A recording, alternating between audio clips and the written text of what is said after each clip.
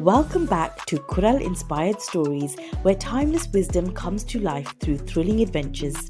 In this episode, Kia and Neo step into a world where true prosperity isn't measured in gold, but in wisdom. If you'd like to read along as you listen, you can grab a copy of the book on Amazon. The link is in the description. Are you ready to uncover the path that leads to eternal wisdom? Let's begin. Chapter 1: Dreams of Fire. Kia dreamed of fire. It wasn't the kind of fire that destroyed homes or raged wildly through forests. It was something older, something alive. A single flame floated in the darkness, flickering without burning anything around it. It pulsed, its golden orange light expanding and shrinking as if it were breathing. Then came the voice. To seek truth, you must walk through fire. Kia took a step forward, drawn to the flame. The closer she got, the warmer it felt. Not scorching, not unbearable, but like a quiet heat that settled into her bones. She reached out. The moment her fingers touched the glow, the world around her erupted into flame. Not just fire, but walls of molten gold spiraling into shapes and patterns she couldn't understand. The voice spoke again, deeper this time. The eternal flame fades. If it dies, suffering will consume the world. Kia's heart pounded. The flames around her grew taller, curling into symbols she almost recognized. They flickered, dancing like ancient writings she had seen in temples, Tamil letters, scriptures, something sacred. She tried to speak, but the fire rose higher, swirling into a single tower of light. Then she woke up. Kia's eyes flew open, her breath sharp and unsteady. The first thing she noticed was the darkness of Party Shed, the wooden beams overhead creaking softly in the night air. The second thing, her hands. They were covered in ash. Kia sat up in shock. The fine black dust clung to her fingers as if she had been reaching into a fire just moments ago. She rubbed them together, and the ash crumbled into nothingness, dissolving like a dream. But it wasn't a dream. Something was happening. She turned towards Neo, who was sprawled on the floor, snoring loudly, a half-open book resting on his stomach. Kia hesitated. Should she wake him? Her fingers curled, still tingling from the warmth of the fire in her dream. No, not yet. She needed answers first. Kia slipped out of the shed, stepping barefoot into the cool night air. The village was still, the moon high, silver light casting long shadows over the rice fields. But something felt different. The air smelled of burning wood. Her pulse quickened. She turned her head, scanning the horizon, and then, there, at the far edge of the paddy fields, beyond the cluster of banyan trees, a thin column of smoke rose into the sky. Kia's breath caught. The village fires had been put out hours ago. No one should be burning anything now. Yet the smoke curled upward, dark and steady, as if it were waiting to be seen. Kia didn't hesitate. She walked towards it. The night air was cool against her skin, but as Kia approached the source of the smoke, she felt the temperature change. The ground grew warmer beneath her feet, and the air thickened. And then, beneath an ancient banyan tree, she saw it. A small fire burned at the base of the gnarled roots, not wild, not consuming anything, just burning in perfect stillness. And next to the fire, seated cross-legged, was someone watching it. Kia froze. The figure was draped in a deep crimson cloak, the hood pulled over their face, but Kia could see the flicker of firelight reflecting in their eyes, golden, steady, unblinking. They did not look at her. Yet they spoke. You have come. Kia's skin prickled with heat. Who are you? She asked, her voice barely a whisper. The figure lifted a weathered hand, palm up. The fire in front of them flared brighter, twisting into shapes, just like in her dream. The firekeeper, the figure said simply. The flames rose higher, and within them Kia saw a city in ruins buried in sandstorms, a temple crumbling, its pillars covered in firelit carvings, a golden flame, not flickering, not bright, but weak, fading, dying. The eternal flame weakens, the firekeeper said, their voice deep as the earth itself. If it is lost, suffering will consume this world. Kia took a step forward, her throat dry. How do I stop it? The firekeeper's golden eyes locked onto hers. Find it. Rekindle it. The flames shifted again, this time into something Kia instantly recognized. A mirror. Her stomach tightened. Behind her, in Party's shed, the old mirror was waiting, and it was about to shimmer.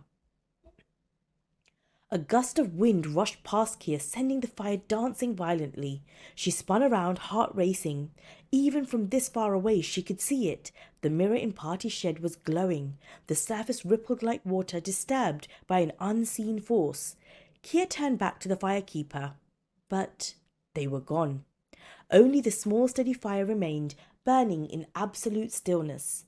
Kia's pulse pounded. She ran back towards the shed.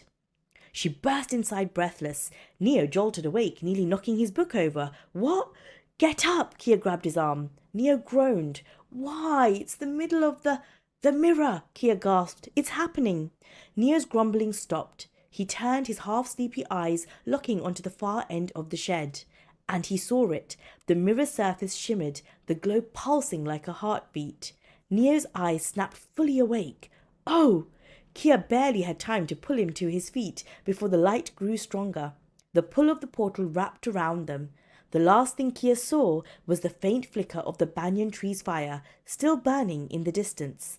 Then the mirror swallowed them whole. Chapter 2. The Oath That Was Broken. The fall was endless.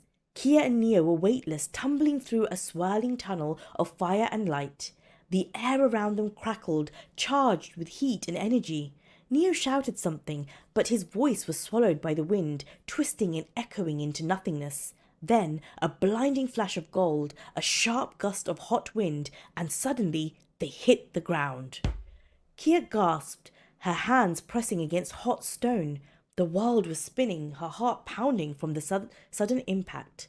Neo groaned beside her. I hate portals. Kia pushed herself up, blinking hard.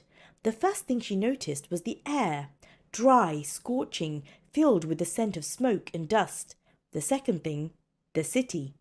They were standing on the cracked stone floor of what had once been a grand courtyard, now reduced to ruins. Towering sandstone buildings loomed above them, their walls covered in carvings that had been worn down by time and heat. Some structures had collapsed entirely, leaving behind piles of rubble and broken columns. Beyond the buildings, the desert stretched endlessly, golden dunes rolling into the distance. But it wasn't just an empty wasteland. Massive sandstorms raged in the far distance, twisting into dark spirals that looked almost alive. Kia swallowed hard. Where are we? Neo wiped sweat from his forehead. Well, it's hot, dry, and looks like it's falling apart. My guess? Not somewhere fun. Then, a sound. Kia tensed. A chorus of voices, distant but growing louder. People were arguing. She turned towards the source. Beyond the courtyard, a group of people stood in a heated debate near the entrance of a temple. Kia and Neo crept closer, stepping over the broken stones. The people were dressed in desert robes, their faces partially covered against the sand. They stood in two opposing groups, yelling at one another, their expressions heated with frustration. A man with a golden sash, clearly a leader, lifted his arms. The flame belongs to the people. A woman in silver robes glared at him. And without an oath, it belongs to no one. You cannot rule what is already lost. The man's fists clenched. We have a right to claim it. A third voice cut through the argument, cold and sharp. There is no flame to claim. Everyone fell silent. A new figure stepped forward, his movements slow, deliberate. He was older, his robes layered in black and grey, a heavy pendant hanging from his neck. His presence was commanding, like someone who had lived long enough to see empires rise and fall. Kia and Neo instinctively stepped back as the entire crowd turned to him. The man's dark eyes swept across the gathering. The eternal flame is dying, he said, because the oath that bound it has already been broken. The crowd murmured in uneasy agreement. Kia's stomach tightened. The oath? The older man sighed and gestured towards the crumbling temple behind him. Long ago, this city thrived under the eternal flame, he said. The flame was more than fire. It was a promise, a sacred oath bound by our ancestors. Neo frowned. A promise to do what? The man's gaze turned distant. To protect, to guide, to use wisdom before power. Kia's chest tightened. The eternal flame wasn't just a source of heat or energy, it was a symbol of balance, of choosing wisdom over greed. The man continued, but our last king, Suran, broke that promise. He wanted the flame's power for himself. He tried to control it, but fire does not serve those who demand it. Neo muttered, "That sounds familiar." The older man's voice darkened. When King Suran tried to claim the flame, it withdrew from us, it weakened, and so did the land. Kia felt a shiver run down her spine. The city was crumbling because the flame was vanishing. The suffering of its people was connected to the oath that had been broken. A sharp whistle broke the silence. Kia turned sharply. A boy no older than them was perched casually on a low stone wall, flipping a small dagger between his fingers.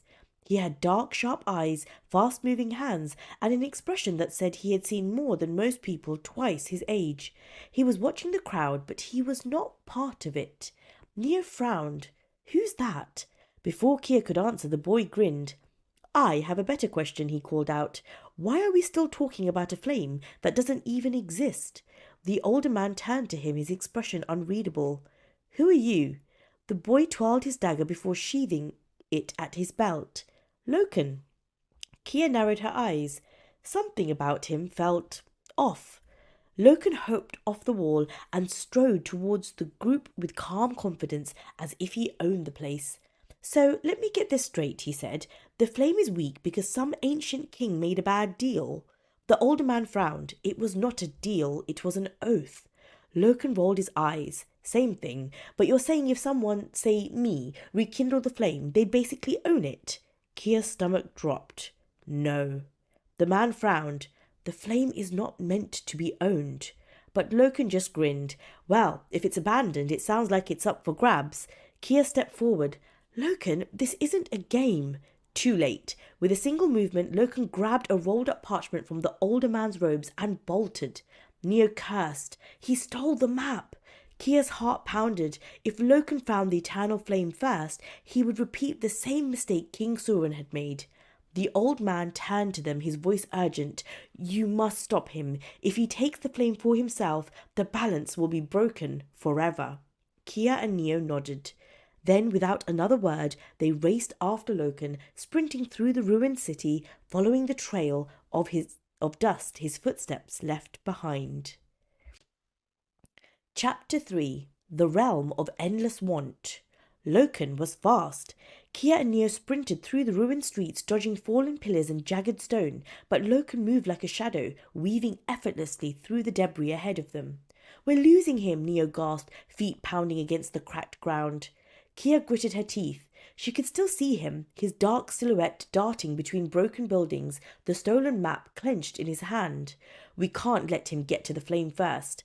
They turned a sharp corner, and Loken vanished. Kia skidded to a stop, breathless. "Where did he—" Then she saw it. A massive arch-shaped doorway hidden behind a half-collapsed temple wall. Unlike the ruins around it, the doorway was pristine, untouched by time or decay. And in its centre, an inscription glowed. "Those who enter with hunger shall be filled." A chill ran down Kia's spine. Loken had gone inside. Neo groaned. Of course he did. They exchanged a look, then without hesitation stepped into the darkness. The air changed the moment they entered. The dry heat of the ruined city vanished, replaced by something rich and fragrant. The smell of spiced wood, jasmine flowers, fresh rain on stone. The walls were no longer cracked and broken. Instead, they were lined with gold and ivory, intricate murals and silk banners. Neo turned in awe. "Are we inside a palace?" Before Kia could respond, a soft melody filled the air, and then a grand feast hall appeared before them. The table stretched as far as they could see, covered in dishes of steaming curries, baskets of soft bread, ripe fruits, golden sweets, Crystal goblets held water clearer than glass, and the scent of freshly cooked rice drifted through the air. It was the most magnificent feast Kia had ever seen. And at the far end of the table, Loken sat, grinning, a goblet of something golden in his hand. "Took you long enough," he said. Kia's eyes narrowed. "Loken, what is this place?" Loken leaned back, resting one arm behind his head. "A reward, obviously. The moment I stepped through that doorway, this place appeared. I was starving, so, well, here we are." Neo shot Kia a wary glance. "This feels wrong." Kia nodded slowly. It was too perfect. A city reduced to ruins, yet this place remained untouched. And then a voice echoed through the hall. "Welcome, seekers. You have entered the realm of endless want." The temperature in the room dropped. The voice was soft yet powerful, like the whisper of a flame. "Here, all you desire shall be given." Loken grinned. "See, finally something going my way." Neo wasn't convinced. "That's what worries me." At that moment, servants appeared, men and women in flowing robes carrying trays of food, cushions, golden ornaments. "Eat, drink, take whatever you wish." One of the servants set a bowl of steaming curry in front of Kia. Another draped a beautiful silk shawl over Neo's shoulders. Loken grabbed another goblet of gold liquid and took a long sip, sighing contentedly. "You two need to relax." Neo hesitated. "Are you sure this isn't some kind of trap?" Loken waved him off. "If it is, it's the best trap I've ever seen." Kia frowned. Something about this just felt so off. She glanced at the servants. Their faces were calm and serene, almost too calm. And then she noticed something. None of them had shadows. Her stomach tightened. "Neo!" Neo saw it too. He froze. The servants had no shadows, no reflections. They weren't real. Kia stood up abruptly, pushing the bowl away. "We need to leave. Now." Loken raised an eyebrow. "Why? Because a bunch of magical servants are feeding us? I don't see the problem." Neo leaned in. "Kia, I think I know what this is." She turned to him. "What?" He exhaled. "It's not a reward. It's a test." Kia's pulse quickened. Neo's voice dropped to a whisper. "Think about it. This entire city is suffering because of broken oaths, because someone wanted more power than they were meant to have." Kia's breath caught. This place was testing them, testing whether they would choose excess over wisdom. Loken, completely unaware, tore into a piece of fruit. "Suit yourselves, more for me."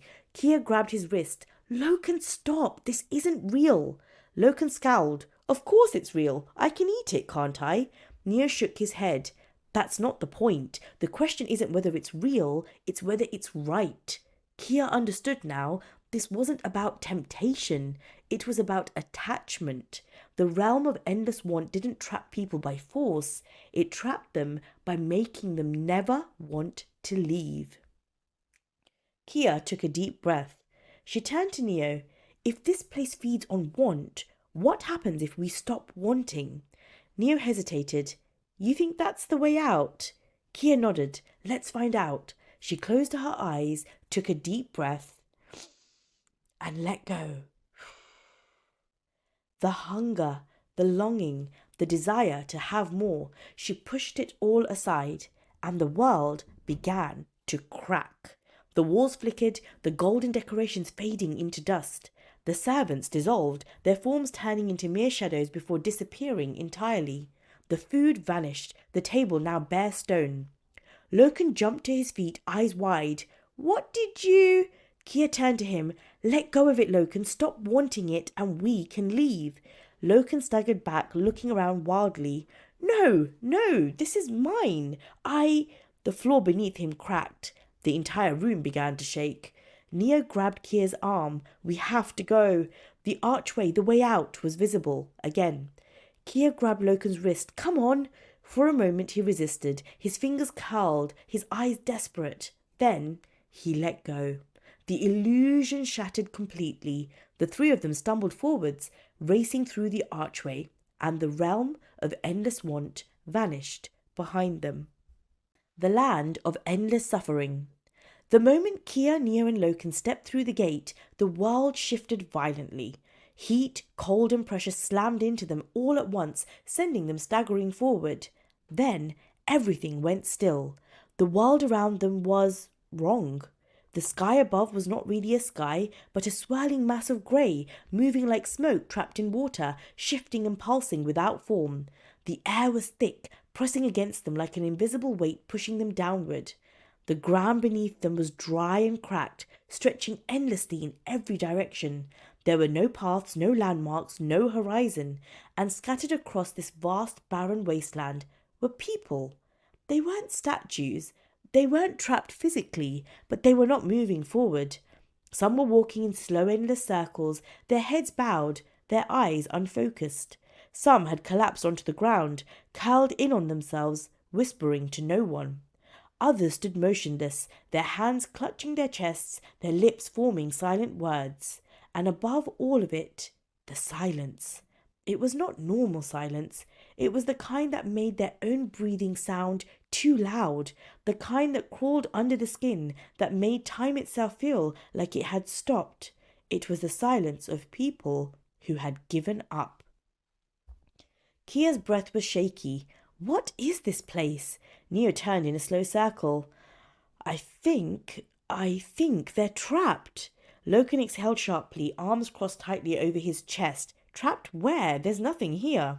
That was exactly it. There was nothing here. No walls, no chains, but they weren't moving forward. They had accepted this emptiness, and in doing so, they had become part of it.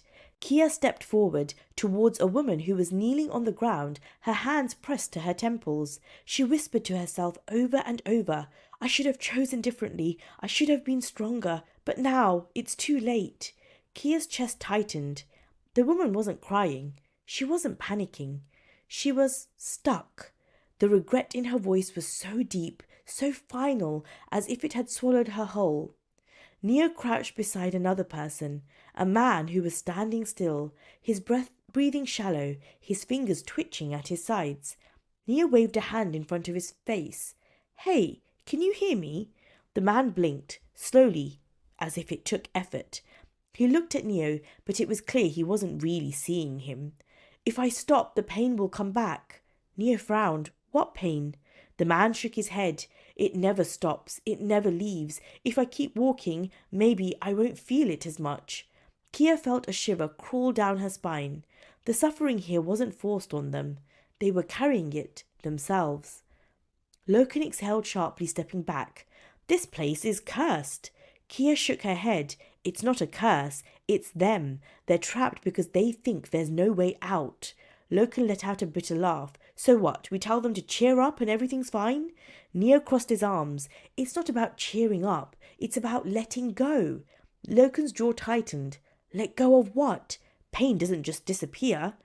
Kia turned to him, realizing something. Loken, you don't believe suffering ever ends, do you? Loken's eyes flashed. Because it doesn't. Neo watched him carefully. Then he said, That's exactly why you're struggling here. Loken stiffened. Neo took a step towards him. Think about it. These people, they're stuck, right? Not because something is holding them here, but because they believe it never ends, that suffering is forever. Loken clenched his fists. And that's reality.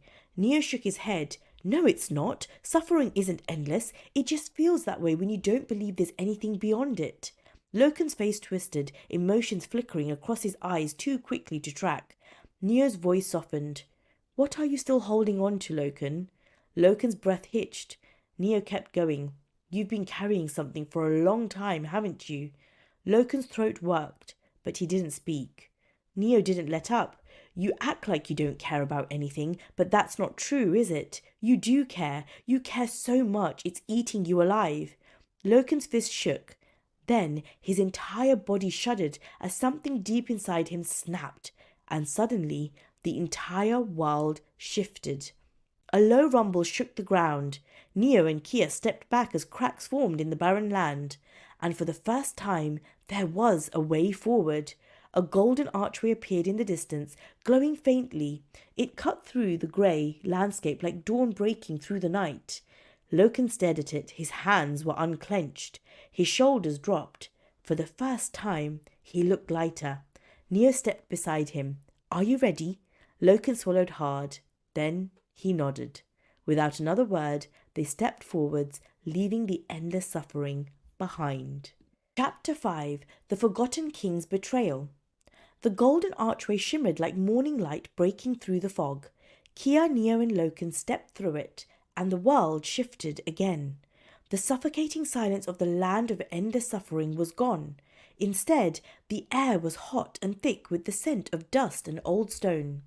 The ground beneath them was solid, polished sandstone, cracked and faded with age. Before them, a colossal temple rose from the earth, half buried in sand, its once grand pillars now worn and broken. The walls were covered in faint carvings, their meanings lost to time. And at the very top of the temple steps, a stone throne, empty and abandoned. Neo let out a low breath. "This place feels heavy." Kia nodded, like something terrible happened here. Loken's eyes scanned the ruins, his jaw tight. "And let me guess, that's the final trial?" Kia's gaze drifted back to the empty throne, unease curling in her chest. She had a feeling they were about to learn the truth. A wind swept through the ruins, carrying with it the distant sound of footsteps. Then a voice echoed, soft but firm. "Do you wish to know how this all began?" The air thickened, and suddenly the temple came alive. The sand vanished, the broken walls rebuilt themselves, torches flared to life, and voices filled the air. Ghosts of the past. Kia and Neo froze as shadowy figures appeared, moving through the temple halls, their shapes flickering like embers in the wind. Men and women dressed in fine robes stood before the throne, their faces filled with awe and reverence, and seated on the throne, a king. Tall, regal, wrapped in golden robes that shimmered like flame. His voice was steady, commanding. "The eternal flame is ours. As long as I rule, this kingdom shall never suffer." Kia felt a chill crawl up her spine. The man on the throne, King Suren, the one who had broken the oath, the one who had caused the flame to disappear. The memory shifted, flickering like a candle about to go out. King Suren now stood before the eternal flame deep within the temple. It glowed brilliantly, a golden fire that did not flicker or waver, as though it were alive. And in front of him, an old sage draped in a simple white robe, his hands raised in warning. "You cannot control the flame, your majesty. It was never meant to be owned." Suren's eyes burned with determination. "This kingdom must be protected." The sage shook his head. "Protection does not come from control, it comes from wisdom." Suren's fists clenched. "Wisdom will not stop war, will not stop hunger, power will." And with those words, he reached forward. He grabbed the flame with both hands. For a single moment, the fire clung to him, flickering as if deciding. Then it recoiled violently, bursting outward in a wave of golden light. Suren stumbled back, his hands seared with fire, his face twisted in shock and pain, and the flame began to fade. The temple darkened, and the figures of the past let out silent cries. The golden halls crumbled, the kingdom began to wither, and the desert consumed all that was left. The memory shattered, and once again Kia, Neo and Loken stood in the ruins of a forgotten empire. Neo exhaled. "That's it then, that's how it happened." King Suren had not been tricked, had not been cursed. He had chosen this. He had believed power would protect his people, and in the end, he had lost everything. Kia stared at the empty throne. The flame rejected him. Loken was quiet. His arms were crossed, but his expression was unreadable. Then another voice echoed through the ruins. "Will you make the same mistake?" A shadow moved at the edge of the temple. Neo's breath caught. Who? From the darkness, a figure stepped forward. A man wrapped in deep grey robes, his hands hidden in his sleeves. His face was calm, wise, but his eyes held a deep sadness. Kia knew who he was before he even spoke. "I am King Suren." Loken took a sharp step back. "Nope, absolutely not. He's dead. I refuse to deal with ghosts." Kia's throat was dry. "Are you real?" The figure nodded once. I remain only as a memory, a whisper of what was lost. His gaze landed on Loken, unreadable but piercing. You seek the flame. Loken hesitated, then lifted his chin. Maybe. What's it to you? Suran stepped forward slowly, deliberately. I too sought power. I thought if I held the flame, I could bend fate to my will. He looked down at his hands, faded, ghostly remnants of what he once was. But fire does not obey those who wish to own it. He turned to Loken. You are at a crossroads. If you take the flame for yourself, you will suffer the same fate. Loken's expression twisted. I'm not like you. Suran held his gaze. Aren't you? Silence. Loken's hands curled into fists. For the first time Kia saw it, a flicker of doubt. Neo spoke carefully. You don't have to be like him, Loken. Loken didn't answer. Suran sighed. You will see for yourself. Soon. His form began to fade, dissolving into whispers of golden light, and as he vanished, a final doorway appeared, a path leading to the eternal flame's resting place. Kia took a deep breath. This is it. Neo nodded. The final trial. Loken said nothing. Then without a word, he stepped forward. Kia and Neo followed. Chapter 6. The Trial of the Eternal Flame. The final doorway loomed before them, glowing with an eerie golden light. Beyond it, the heart of the temple awaited, the resting place of the eternal flame. Kia took a deep breath. This was it. Neo adjusted his footing, glancing at Loken. You ready? Loken said nothing. His usual cocky smirk was gone, replaced by something darker, more uncertain. Then without a word, he stepped through the doorway first. Kia and Neo followed. And the world changed. The air immediately thickened, not with heat, not with cold, but with something ancient and powerful, something that pressed against their skin like an invisible force, making it hard to breathe. The chamber was enormous, stretching out into darkness, its ceiling so high they disappeared into shadow. The walls were lined with carvings, glowing faintly with golden embers, whispering stories of kings, sages, and forgotten oaths. And in the centre, the eternal flame. Suspended in the air above a massive stone pedestal, the flame burned without consuming anything. It was not normal fire. It did not flicker. It did not waver. It burned in absolute stillness, as if time itself bowed before it. But something was wrong. The flame was faint, its golden light dimming, struggling to hold itself together. It was dying, and whoever controlled it next would decide its fate. Loken stared at the flame, his breathing unsteady. His hands twitched at his sides as if fighting an unseen force. Kia and Neo watched carefully. They already knew this trial was Loken's, and he was about to make a choice that could change everything. Slowly, Loken stepped forward, his boots echoing against the stone floor. He reached out a hand, but the moment his fingers got close, the flame flared violently. A sharp wave of heat blasted outward, forcing him back. Loken staggered, cursing. Kia's heart pounded. It's rejecting you. Loken gritted his teeth. No, I just have to try harder. He lunged forward again, and this time the flame struck out like lightning, sending him flying backwards. Neo rushed to his side. Loken, stop! You're not supposed to take it. Loken sat up, his eyes wild, desperate. Then what am I supposed to do? Kia's voice was firm. You already know. Loken froze, because deep down he did. The fire had rejected him for the same reason it had rejected King Suran. Because Loken was trying to control it, because he was still clinging to power instead of wisdom, because no matter how much he denied it, he was still afraid of being powerless. His hands curled into fists. I fought my whole life. You're telling me I have to just let go? Neo nodded. That's the point. You can't own wisdom. You can only follow it. Loken's breathing shook. For the first time, his confidence cracked completely. He looked back at the flame, and for the first time, he hesitated. A rumble shook the chamber. Kia and Neo turned sharply. A new presence had entered the room. A tall, hooded figure cloaked in deep red, their face hidden beneath shadow. Their hands were charred black, as if they had held the fire itself. The firekeeper.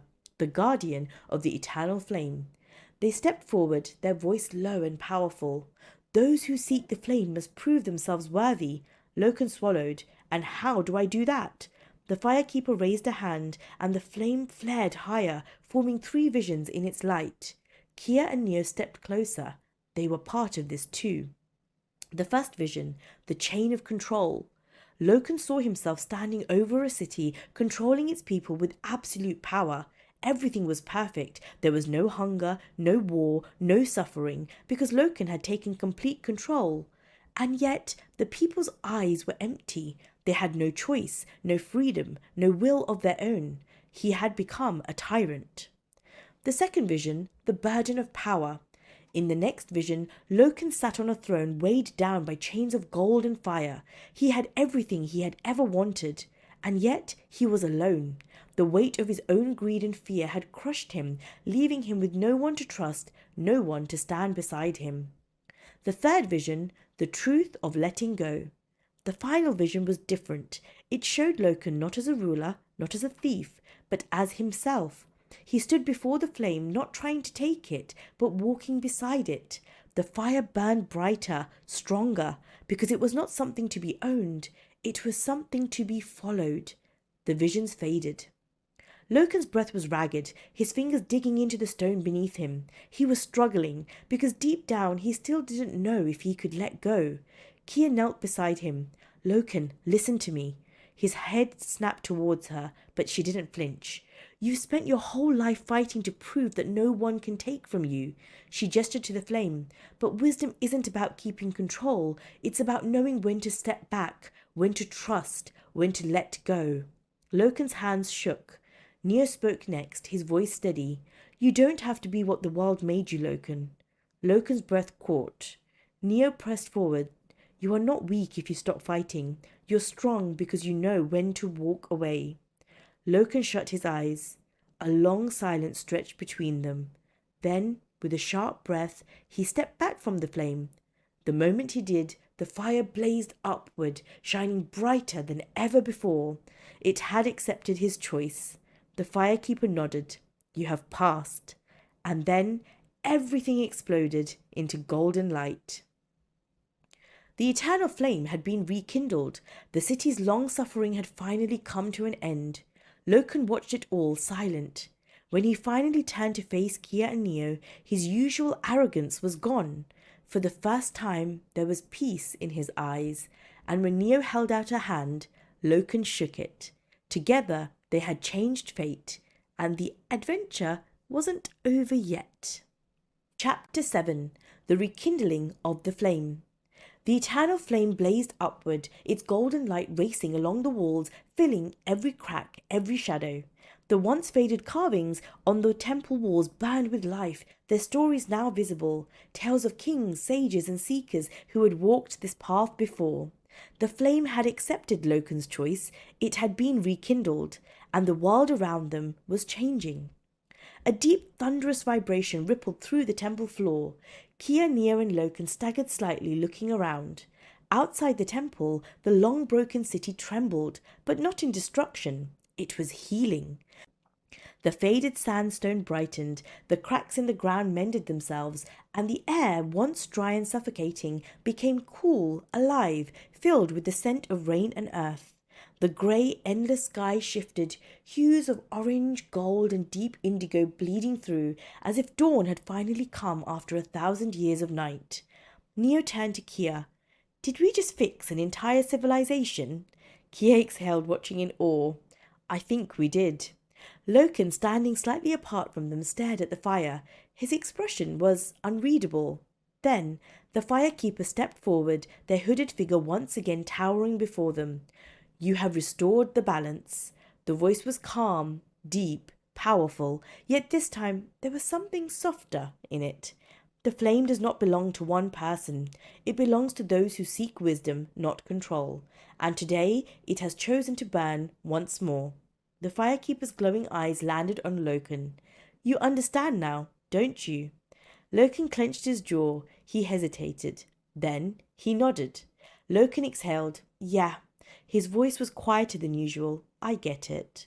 For the first time, there was no arrogance in him, no hunger to win, no need to prove himself, just understanding. The firekeeper raised a hand. The flame twisted, forming a single golden ember, a tiny fragment of the eternal flame.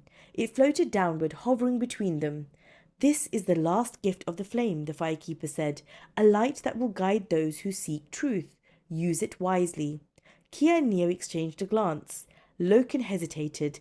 Then he reached for it first. But this time, he did not grab it greedily. He did not try to claim it as his own. He simply lifted his hands and let the ember settle in his palm. The flame did not burn him. It simply glowed softly, steady and warm. Neo smirked. Not bad for a guy who was about to set the whole place on fire an hour ago. Loken shot him a look. Don't push your luck. Kia laughed, feeling a wave of relief wash over her. The trial was over. They had done it. And now it was time to go home. The firekeeper extended their arms. The golden archway appeared once more, leading them out of the temple. Your journey here is complete. Kia took a breath. She turned to Neo, who was already watching her. It was always a strange feeling leaving these places behind, but this time it felt right. Loken stared at the glowing doorway, then let out a short exhale. "So, that's it, huh?" Neo grinned. "Unless you want to stick around and build sandcastles, yeah, that's it." Loken shook his head. "You two are impossible." But for the first time, there was a hint of a smirk on his face. Kia smiled. "Come on, let's go." Together they stepped towards the doorway. Kia turned back. "Loken?" Loken stood at the edge of the golden light, staring at it as if he weren't sure he belonged there. Neo frowned. "You coming?" Loken hesitated. Then slowly he shook his head. "I think this is where I get off." Kia blinked. "What?" His fingers curled around the golden ember in his palm. "Maybe it's time I stop running and actually learn something." Kia felt a strange twinge of respect for him. Neo crossed his arms. "So what, you're just going to become a monk now?" Loken snorted. "I didn't say that." His gaze drifted towards the temple, the city, the people now emerging from their suffering. "But maybe I'll stick around for a while, see what it means to follow wisdom instead of chasing power." The firekeeper nodded approvingly. "Then your path is yours to walk." Loken smirked. "Don't get all mystical on me now." He turned back to Kia and Neo, tilting his head. "Guess this is goodbye." Kia stepped forward. "For now." Neo smirked. "Try not to start another world-ending disaster while we're gone, all right?" Loken chuckled. "No promises." Then with one final glance he turned away, walking towards the city, and Kia and Neo stepped through the golden light. For a moment there was nothing, just the feeling of being weightless, as if time and space had stopped existing. Then a gust of cool air, the scent of wood, old books, and something familiar. A voice. "Ah, you're back." Kia's eyes flew open. They were no longer in the temple, no longer in the city. They stood in a small candlelit room, the walls covered in scrolls and wooden shelves stacked with books. At the centre of the room, seated with his quill in hand, was Thirukkural. Neo blinked. "I think we're getting better at these landings." Thirukkural smiled, dipping his quill into ink. "Tell me then, what have you learned?" Chapter 8. Understanding Power. For a moment the room was silent. The weight of their journey lingered in the air, the cities, the trials, the people they had met and left behind. Neo ran a hand through his hair. This one was harder. Thirukkural watched them with that knowing expression. "And why is that?" Kia folded her arms. "Because the answer wasn't simple." Thirukkural nodded. "It rarely is." Neo leaned against the shelf, frowning. "We thought the eternal flame was something to be claimed, like a prize, something only the worthy could hold." Thirukkural raised an eyebrow. "And?" Neo let out a slow breath. "It was never meant to be owned." Kia nodded. "That's the part that was hard. Loken struggled with it. Even we struggled with it a little." Thirukkural tilted his head. "Why do you think that is?" Kia hesitated. Neo looked down and then said, "Because we're taught that strength means holding on, that if you want something, you fight for it, but sometimes the strongest thing you can do is let go." Thirukkural smiled. "And so you have learned a truth that many failed to understand." Neo crossed his arms. But then where does power fit into it? If power isn't about taking, then what is it? Thiruvallava dipped his quill into the ink, thinking. Power, my boy, is not in control, it is in understanding. Kia frowned. Understanding what? The self, the world, the balance between action and surrender. He placed the quill down and looked at them. A ruler who clings to power will always fear losing it. A leader who understands wisdom will guide others without needing to own them. Neo let that settle for a moment. So real power isn't in taking, it's knowing when to act and when to step back. Thiruvallava nodded. True power is in knowing that you are not the centre of the world, but part of it. Kia took a breath. That's what Loken had to learn. That's what King Suren never understood. Thiruvallava smiled. Exactly. Kia thought of Loken, of his hesitation before stepping away from the flame, of the fear in his eyes, not fear of losing, but the fear of not knowing who he was without power. She thought of King Suren, making a choice he thought was right, only to lose everything because he did not understand what wisdom truly was. Neo let out a breath. Loken's different now. Kia nodded. Yeah, I think he finally understands what it means to choose wisdom. Neo smirked. Not bad for someone who tried to rob us in the beginning. Thiruvallava chuckled. Sometimes those who resist wisdom the most are the ones who need it most. Kia thought about that. She thought about Loken choosing to stay behind, not because he had lost, but because for the first time he wasn't running. And somehow that felt like the greatest victory of all. Chapter 9. The Kural is written. Thiruvallava picked up his quill once more. Then it is time. Kia and Neo watched as he dipped the tip into the ink and brought it to the parchment. The candlelight flickered, and the words began to take form. As he finished the last stroke, a soft golden glow pulsed through the parchment as if the words themselves held power. Neo exhaled. Every time you write one of these, it still feels unreal. Thiruvallava smiled. Because words are eternal, my boy. They will live on long after we are gone. Kia watched the glow fade into the ink, becoming part of history itself. Neo stretched. So does this mean we get to rest now? Thiruvallava chuckled. For a while. Kia and Neo exchanged a glance, knowing what that meant. It was never over. One day soon, the mirror would shimmer again. A new journey would begin. But for now, they would take this moment to breathe, to reflect, to carry the wisdom forward, and as they stepped away from the parchment, the world seemed a little lighter than before. Chapter 10. Home, but not quite the same. The golden glow of the mirror faded, leaving behind the dim, familiar flicker of an old oil lamp. Kia blinked hard, adjusting to the shift in light. Neo let out a long breath, running a hand through his hair. That was a lot. Kia nodded, but a small smile played on her lips. You say that after every adventure. Neo shot her a look. Yeah, and I always mean it. The scent of jasmine and home-cooked food filled the air, and for the first time since stepping into the mirror, Kia felt her shoulders relax. They were back. Back in Party Shed. Back in the real world.